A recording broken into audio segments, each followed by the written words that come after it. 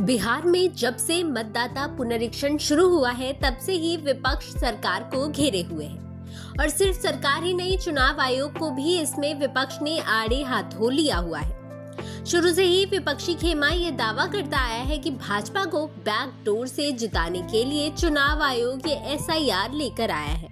SIR सिर्फ भाजपा को जिताने की साजिश है। बीते दिनों संसद परिसर में राहुल गांधी ने तो यहाँ तक कह दिया कि उनके पास चुनाव आयोग के खिलाफ पुख्ता सबूत है, जो इस बात को साबित कर देंगे कि चुनाव आयोग ने वोटों की चोरी की है। राहुल गांधी ने तो यहाँ तक कह दिया कि अगर 10-15 सीटों पर धांधली नहीं होती तो आज प्रधानमंत्री मोदी देश के प्रधानमंत्री नहीं होते। अब राहुल का तो यही मानना है कि प्रधानमंत्री मोदी धोखे से प्रधानमंत्री बने हैं। उन्होंने साफ कहा है कि ये प्रधानमंत्री फर्जी प्रधानमंत्री हैं, क्योंकि ये फर्जी वोटों के आधार पर प्रधानमंत्री बने हैं। राहुल गांधी ने साफ कहा है कि बेंगलुरु जाने से पहले 4 अगस्त को वो जनता के सामने ये सबूत रख देंगे।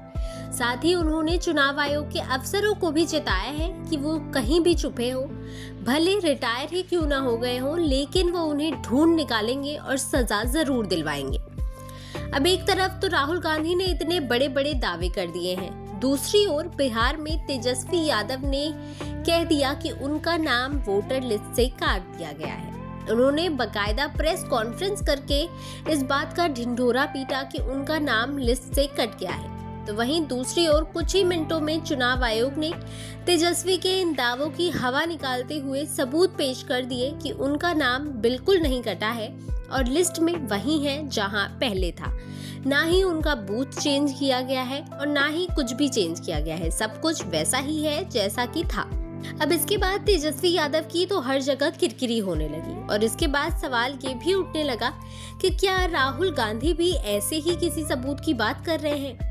ऐसे में पहले ही राहुल गांधी के इन दावों की जनता ने हवा निकालनी शुरू कर दी है। हालांकि अब राहुल गांधी के दावों में कितनी सच्चाई है और उनके पास क्या सबूत है, ये तो आने वाले समय में ही पता चलेगा।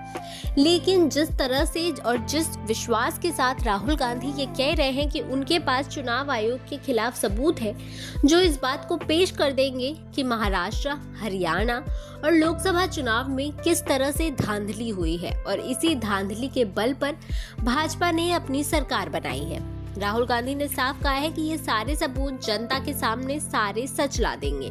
जिस तरह से पहले ये धांधलियां की गई हैं, उसी तरह बिहार में भी यही करने की साजिश चल रही है, लेकिन वो ऐसा होने नहीं देंगे।